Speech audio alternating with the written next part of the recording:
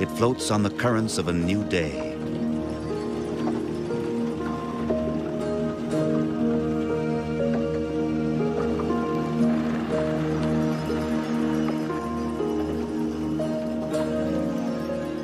To journey here is to step back in time to a world of mystery and beauty. A land as hard and as lovely as its symbol, the ruby.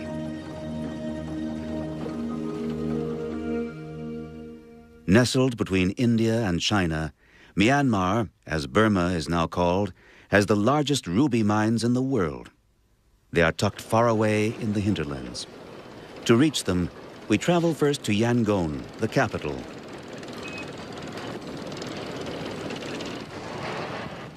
The harbor is the gateway to the outside world. But in the streets of Yangon, there beats the heart of the country. Pagodas, monks, believers, and above all, rubies. The ruby dealers meet in Sui Bon Ta Street. Deals are made over a cup of tea in one of the many little sidewalk tea shops. An illegal market, but one that is tolerated. Still, nobody likes to be watched when showing the little red jewels.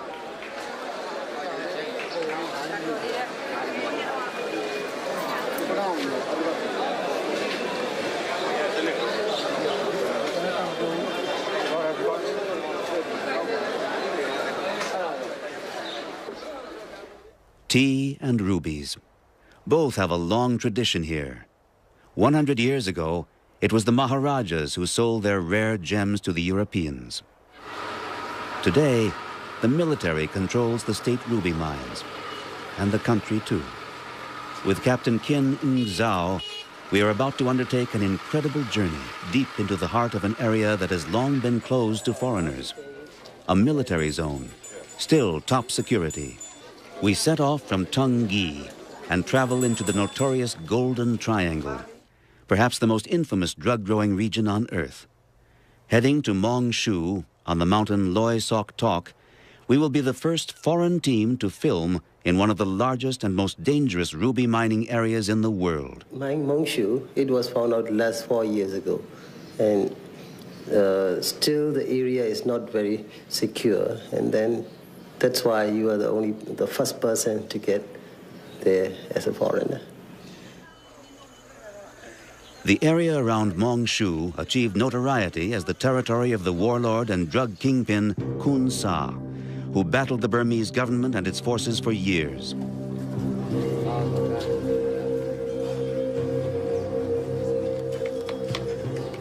Assembling his own army, Khun Sa vowed to lead the Shan, one of Myanmar's ethnic tribes, to independence and prosperity. In return, the Shan would plant his opium in their fields.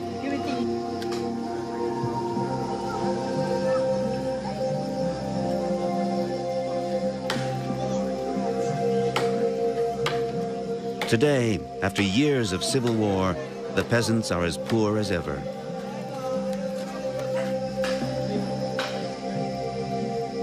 As for Khun Sa, he dissolved his army and disappeared, a rich man. Nowadays, there is a fragile peace in this troubled spot. Over 30,000 soldiers are still stationed east of Tung Gi. For security reasons, they say, but security is hard to find in the Golden Triangle.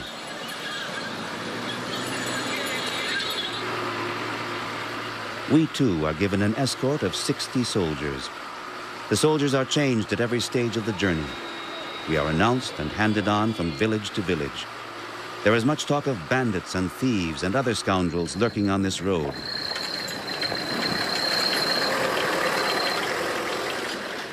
The worst enemy, however, is the road itself. When we set off from Tung Gi, a journey of 170 miles lay ahead of us. But the deeper we penetrate into the military area, the more frequent the breakdowns.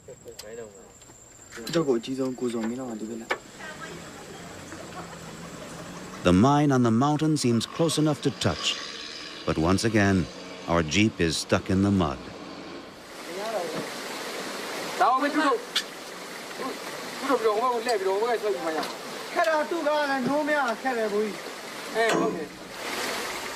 This time, it looks bad.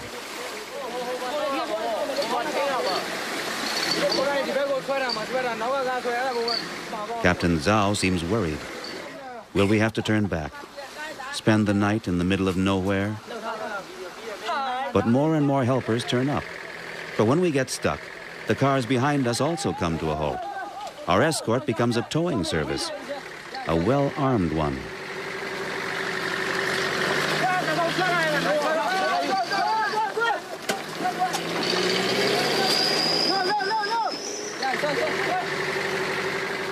The monsoon season, though nearly over, is still wearing away the muddy track. We slog ahead another half-mile, and then, finally, come to a dead halt. The last half-mile will have to be covered on foot.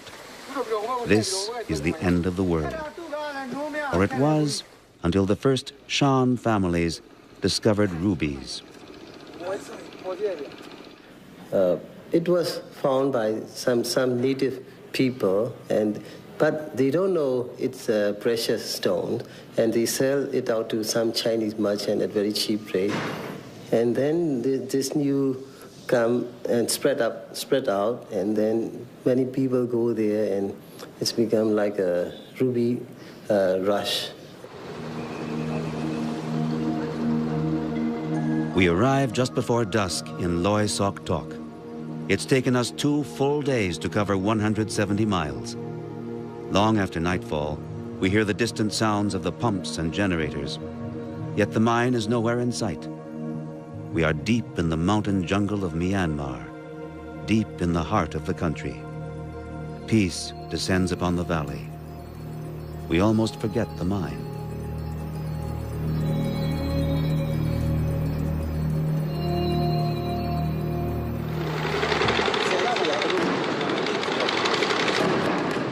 But dawn comes up like thunder in Myanmar.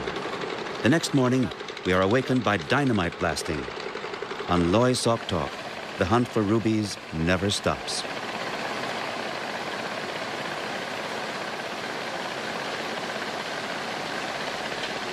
"50,000 people live on this mountain, and for most of them, life is restricted to a few square yards, the area they work in the mine.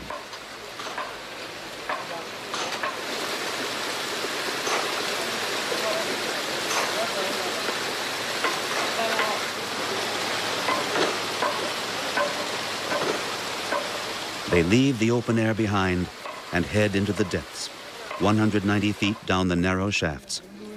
Making their way down slippery bamboo ladders, they disappear day after day into one of the passages of the labyrinth, sometimes forever.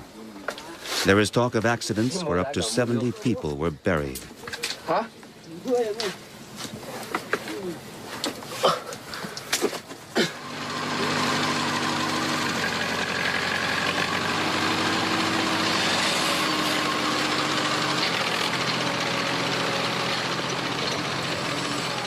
While the technology is not modern, work at this mine does follow a system.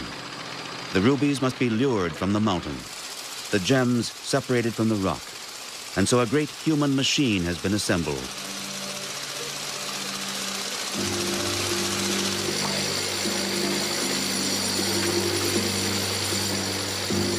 The rubble released by the blasting is carried away piece by piece and dumped out onto the waste pile.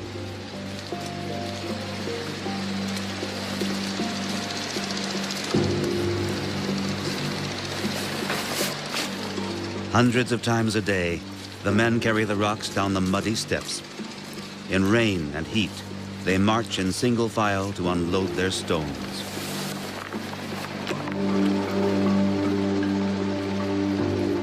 The dirt that might actually contain rubies is shoveled into sacks, tied up, and passed along a human conveyor belt of several hundred yards.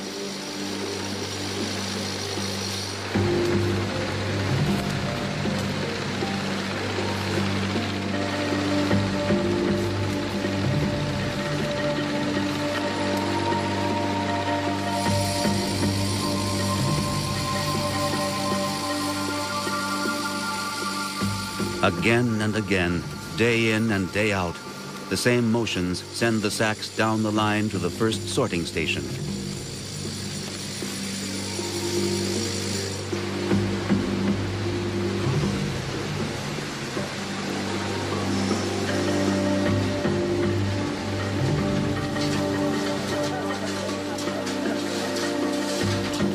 Here they will be examined for the first time.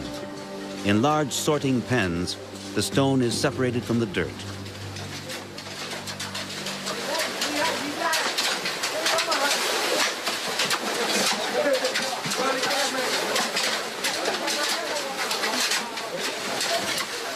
The hunt for the ruby is conducted in foot-high sludge under the unblinking eyes of the foreman.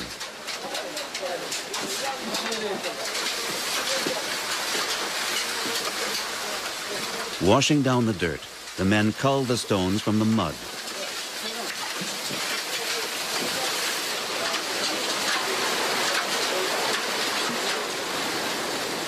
In this process, water is precious. Every drop is cleaned and recycled, not with machines, but with human labor.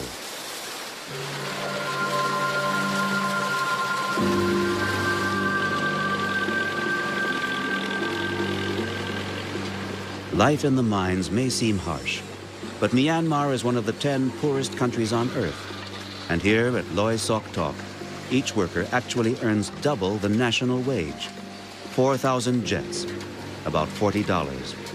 For this, workers come from all across the country. The hunt for treasures moves mountains and homes. Until 1992, the bamboo huts of the Shan mountain tribes stood here. Now, there is an ever-expanding lake.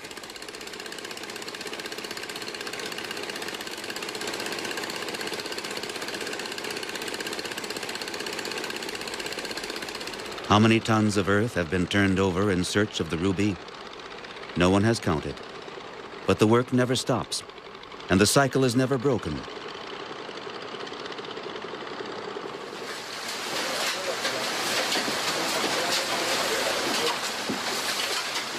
The sorted material goes into the sacks. The sacks are collected and passed on once again.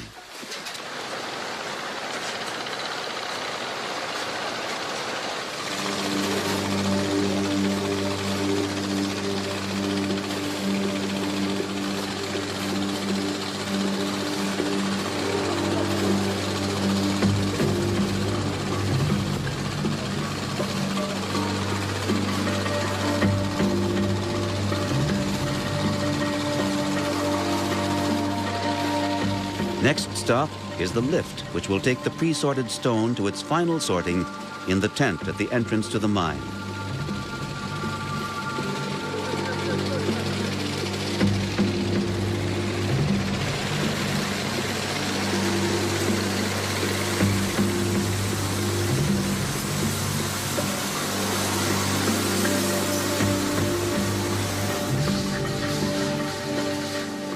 Down below, over 200 sorters are at work, looking for rough stones.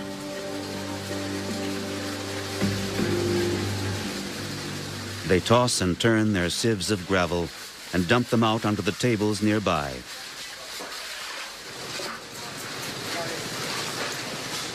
Their job, in a sea of brown, to find anything that glitters red.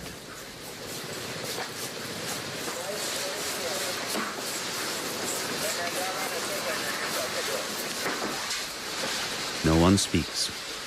They stare at the gravel before them, searching, sorting. The waste pile at their feet grows. For hours on end, they stand on sharp stones and splinters, motionless, always in the same position. They sort with one hand, the left hand folded behind the back. Temptation is great, so the sorters are changed every 6 months.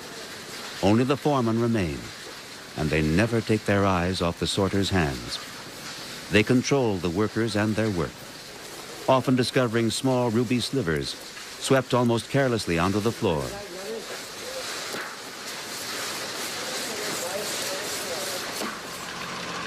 Hard as it may be to imagine, precious gems worth millions of dollars see the light of day here every month.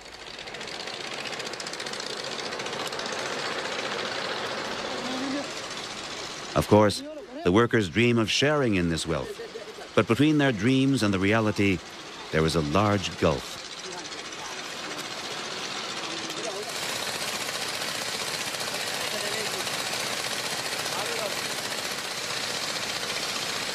They live under the most extreme conditions.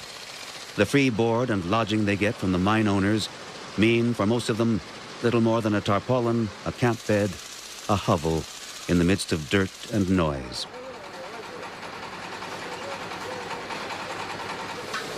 Only when the oil simmers in the wok does the atmosphere mellow.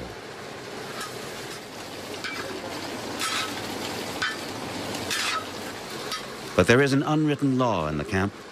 The military is prepared to turn a blind eye on the occasional smuggled ruby as long as the lion's share remains untouched. They know that a few smuggled rubies arouse dreams in the miners which keep them going in their hard labor.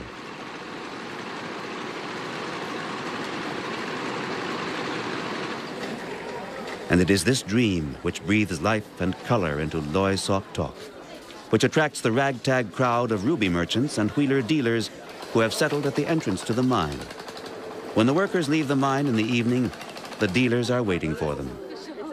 Meal stones are at issue here, small stones sold to supply a family's basic needs.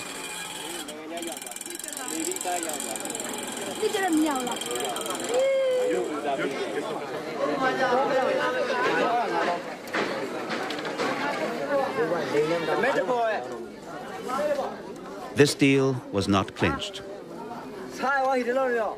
But not far away, another exchange meets with success.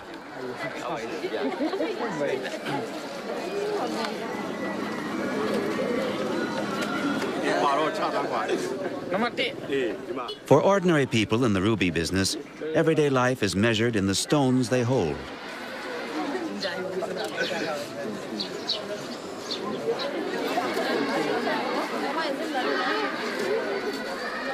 Children rummage at the women's feet, searching the ground for tiny ruby splinters.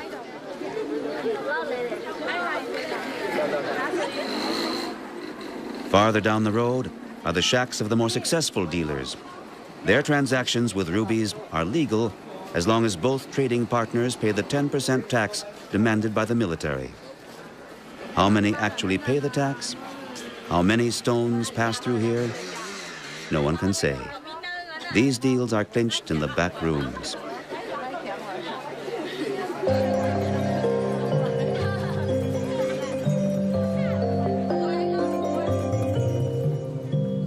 There, too, are the small grinding shops, where, in the dim light, the ruby receives its final touches.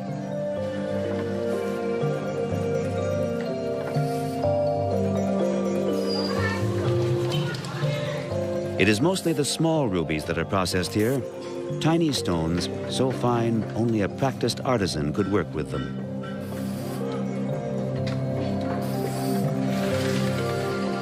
On the Ruby Mountain, business is booming.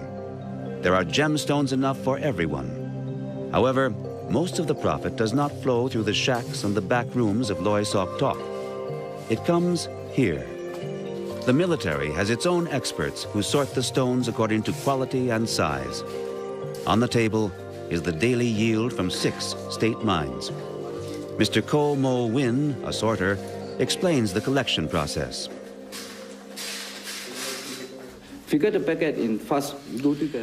Every sorted parcel is deposited in the safe until there are enough to be sent to Yangon. That's at least once a month, sometimes twice. We ask about the bundle he's holding right now. Okay, not good, not bad. This enigmatic response might conceal almost anything, even wonderful 4-carat rubies like these, worth $40,000 apiece. How are these precious rubies taken out of Loy Sok Tok? By helicopter? No. We always send the rubies to Yangon with an escort, accompanied by bodyguards, as it were. The stones are usually taken to Yangon in 5 or 6 army buses. This load here will be escorted by 3 or 4 cars. Ruby transport as a military operation. The valuable cargo is in heavily armed hands. But here, there are always risks. The road is treacherous, and our convoy hits trouble. 2 soldiers are injured in the accident. and the ruby caravan grinds to a halt.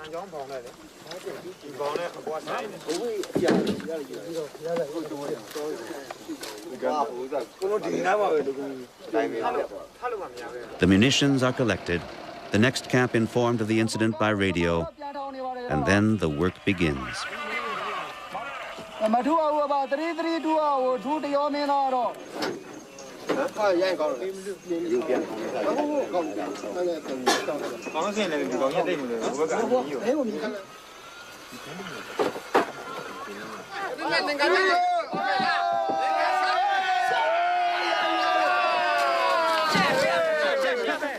Anyone who sets off for the Ruby Mountain reckons with the worst.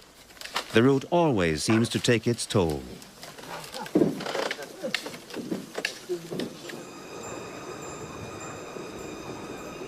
After a journey of 20 hours, we reach Tungui again. This quiet little town is only 170 miles from the mines, but it is worlds apart. Here, civilization rules again.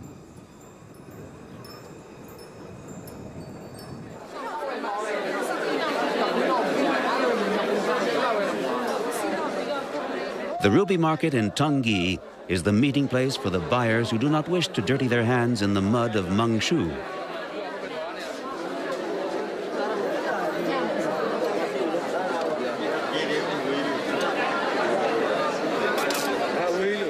Most of them buy stones here in grand style and take them just across the border to Thailand. For a mere 500 miles away lies the center of the international ruby market, Bangkok.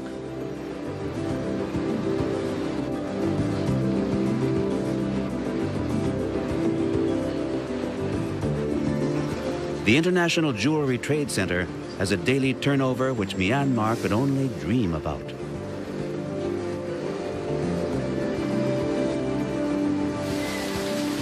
The biggest jewelers in the Asian world have settled here in Bangkok.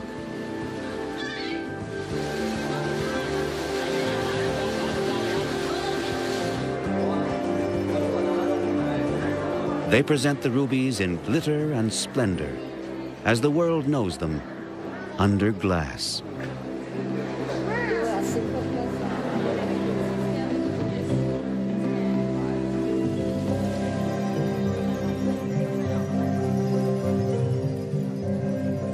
These are rare and sparkling treasures, precious jewels, symbols of power, wealth, and eternal youth.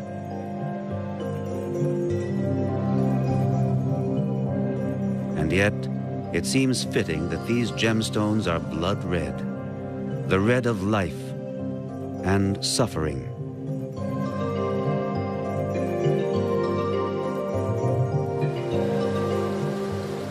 It is a strange irony that these incredible riches were born in the mud of one of the poorest countries on earth. A country where, in the sludge of daily existence, faith glitters like a gem, where beauty and adversity are both facts of life, here in the land of the ruby.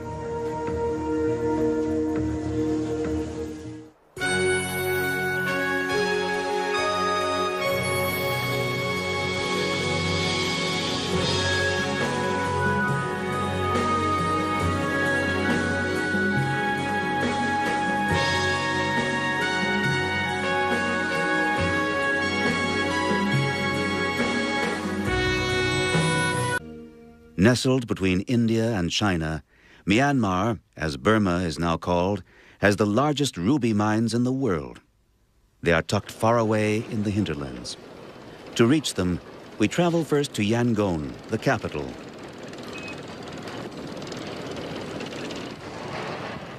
The harbor is the gateway to the outside world. But in the streets of Yangon, there beats the heart of the country.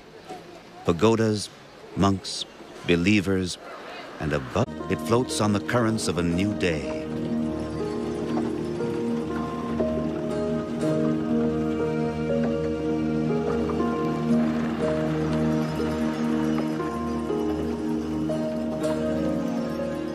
To journey here is to step back in time to a world of mystery and beauty.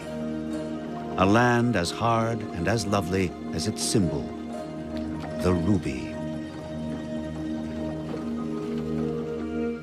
Still top security, we set off from Tung Gi and travel into the notorious Golden Triangle, perhaps the most infamous drug-growing region on Earth.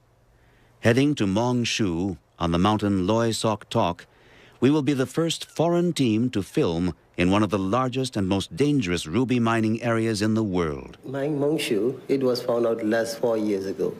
And still the area is not very secure. And then that's why you are the first. Tea and rubies. Both have a long tradition here. 100 years ago, it was the Maharajas who sold their rare gems to the Europeans. Today, the military controls the state ruby mines, and the country too. With Captain Kin Ng Zhao, we are about to undertake an incredible journey deep into the heart of an area that has long been closed to foreigners. A military zone. Of all, rubies. The ruby dealers meet in Sui Bon Ta Street. Deals are made over a cup of tea in one of the many little sidewalk tea shops. An illegal market, but one that is tolerated. Still, nobody likes to be watched when showing the little red jewels.